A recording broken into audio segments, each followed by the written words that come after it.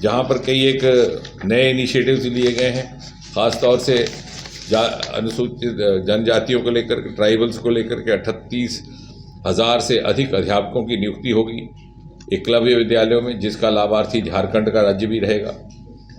यहाँ पर भी जो योजना है लगभग 750 कुल मिलाकर के इस प्रकार के विद्यालय होंगे, जिसमें 300 के लगभग फंक्शनल हो गए, उसमें से 7-8 अभी तक पहले से ही हो चुके हैं। इसी प्रकार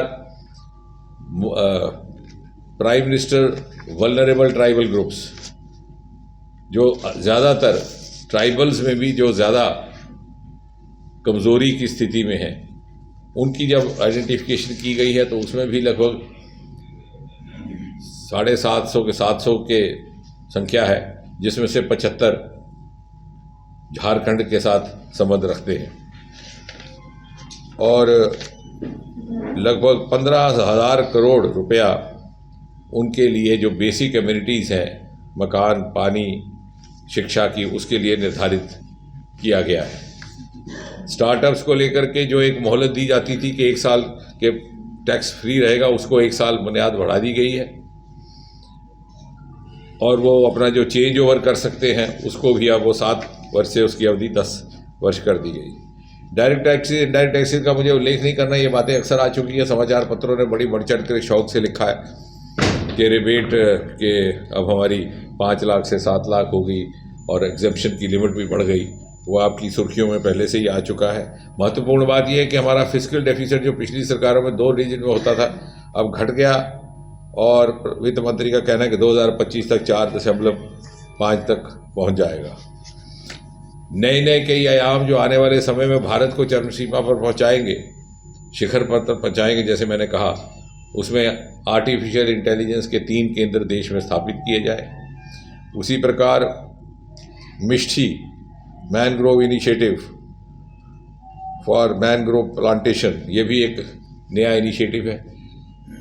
इसी प्रकार नर्सिंग कॉलेजेस, इसी प्रकार सिकल सेल एनीमिया, इसी प्रकार जॉइंट रिसर्च वेंचर्स। कभी सोचा नहीं था कि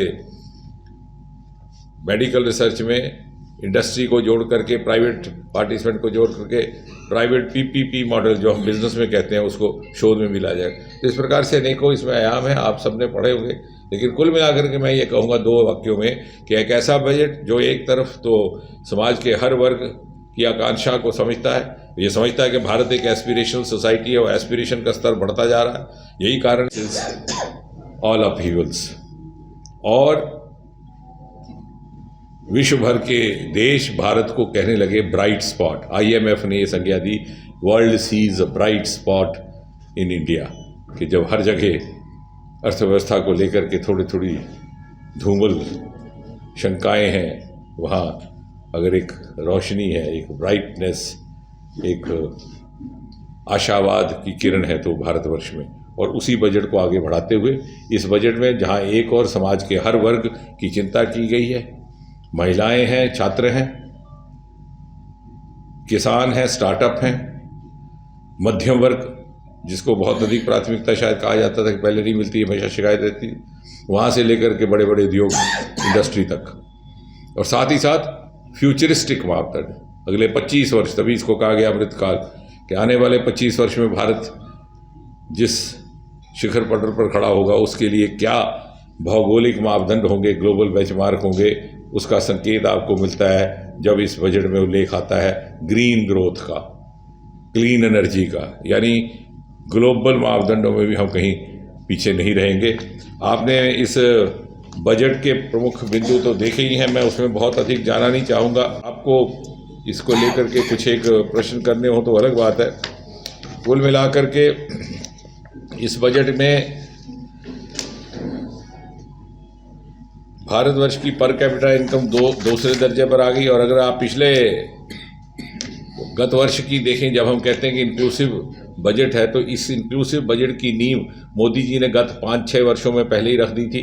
लगभग 11 करोड़ से अधिक घरों में शौचालय निर्माणित हुए, लगभग 10 करोड़ के लगभग गैस सिलेंडर वितरित किए गए, 2 करोड़ से अधिक प्रधानमंत्री आवास योजना के तहत मकान बन गए। और साथ ही साथ जो शायद अक्सर उल्लेख में नहीं आती बात, वो ये कि इस प्रकार का जो वितरण है उसके माध्यम से मोदी जी ने इस देश में एक नई प्रकार की राजनीतिक संस्कृति, एक नई प्रकार की कार्य संस्कृति को स्थापित करने का प्रयास किया है।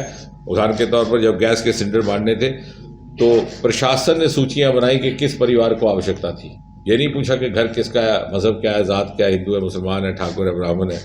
और ये भी नहीं पूछा आपने पिछली बार भारतीय जनता पार्टी को वोट दिया था कि नहीं दिया था। ये भी नहीं कहा कि अगली बार जरूर दीजिएगा, क्योंकि मोदी जी ने reaching out to last mile, जो हमारे सप्तऋषि 7 प्राथमिकताएं उसमें लिखा है।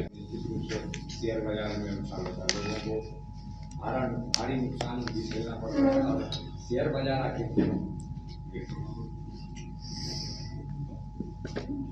ऐसा है कि जैसे मैंने कहा, ये अमृतकाल का बजट है, धीरे धीरे देखिए ऊपर ही जाएगा, नीचे नहीं आएगा। कुछ एक धारणाएं कुछ एक लोगों ने पैदा करने का प्रयास किया जो भी निराधार साबित हुई हैं। मैं उस विषय में जाना नहीं चाहता जिसमें आप संकेत कर रहे हैं, लेकिन अगर आज आप पढ़ेंगे तो स्टेट बैंक की ओर से जो वक्तव्य आया है उसको देख करके सब स्पष्ट हो जाएगा कि वो एक गलत धारणा बनाई गई है जो बहुत जल्द स्पष्ट हो जाएगी।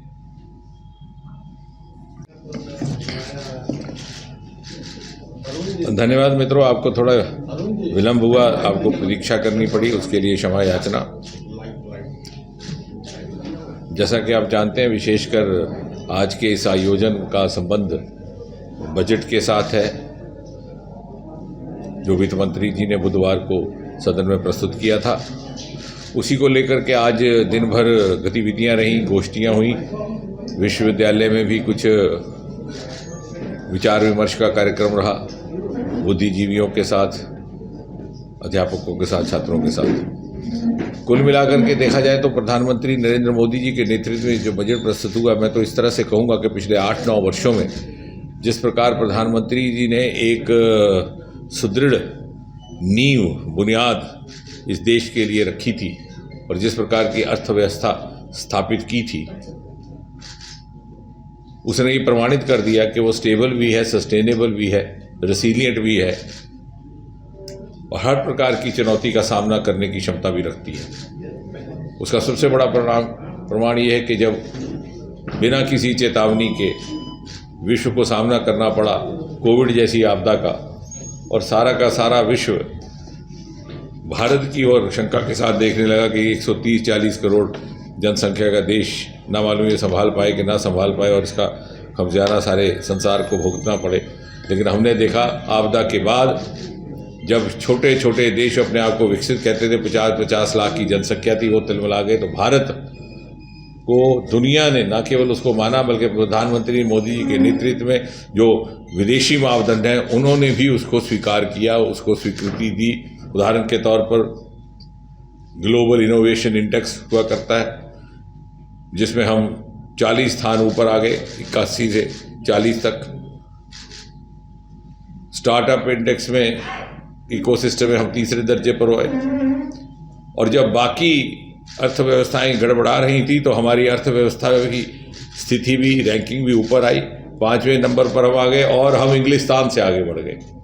संतोष और गर्व की बात यह कि जिस देश ने हमारे ऊपर 200 साल राज किया था, कोविड के बाद हमारी अर्थव्यवस्था उससे ऊपर आती है। ये प्रमाण है किस प्रकार मोदी जी ने एक दूरंदेशी के साथ इस देश को अर्थव्यवस्था दी थी भारत की। उसमें हम योगदान अपनी पूरी क्षमता से कर पाएंगे, मुझे इस बात का विश्वास है। सर एक आखिरी सवाल, क्योंकि आप जम्मू से हैं और बार बार ये आती है कि जो कश्मीर के जो शरणार्थी हैं अब तक उनकी पुनर्वापसी नहीं हुई, कब तक? और काम भी है धरना प्रदर्शन करना। लेकिन आज देश की जनता इतनी जागरूक हो गई है कि सच और झूठ में फर्क समझती है। मैन्युफैक्चर्ड फैक्ट्स और रियल फैक्ट्स में भी फर्क समझती है। आप ही मित्रों से सीखा हमने रियल न्यूज़, फेक न्यूज़ क्या होती है। वही मैंने अभी भाई साहब के जो सांकेतिक प्रश्न था उसके उत्तर में कहा कि अब जब स्पष्टीकरण आ गया है इन संस्थाओं से, स्टेट बैंक से भी स्पष्टीकरण आया है, LIC से भी आया है कि भारतीय जनता पार्टी ही मात्र एक ऐसी पार्टी है जिसने समाज के हर वर्ग की, और जिस वर्ग की आप उल्लेख कर रहे हैं कश्मीरी पंडित समाज की, चिंता उस समय भी की जब हमारी सरकारें नहीं थी, 1990 के दशक में जब ये प्लान हुआ। और मुझे लगता है कि इतना बड़ा विश्व में plan, the biggest ever exodus, अपना चूल्हा रसोई छोड़ करके इन्हें रातों रात भागना पड़ा, तो उस समय कांग्रेस की सरकारें थी, केंद्र में भी, प्रदेश में भी।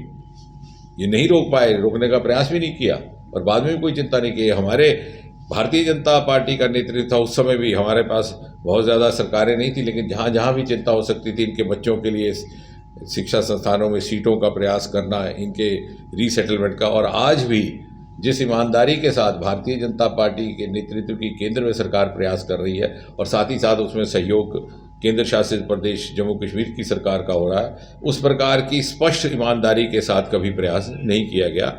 और इसका जो भी समाधान होगा निश्चय ही इसी नेतृत्व में, इसी निज़ाम में होगा। और धीरे धीरे हम देख भी रहे हैं वहाँ पर सुरक्षा स्थिति में अंतर आया। आपने खुद ही देखा होगा, पहले आपके अखबारों में हर रोज़ पत्थरबाजी की खबर आती थी, अब अखबार में भूल गए लोग पढ़ने वाले भी कि कभी पत्थरबाजी हुआ करती थी। पहले जो भी कोई नया आतंकी आता है जिसका नाम 4 दिन के बाद न्यूट्रलाइज हो जाता है। तो बहुत तेज़ गति से वहाँ परिस्थितियाँ भी बदल रही हैं और धीरे धीरे इनका पुनर्वास भी होगा। और इनकी अपेक्षाओं आकांक्षाओं पर यदि उतरने की किसी की क्षमता है, नीयत है, ईमानदारी है, और मात्र मोदी जी के नेतृत्व की सरकार में।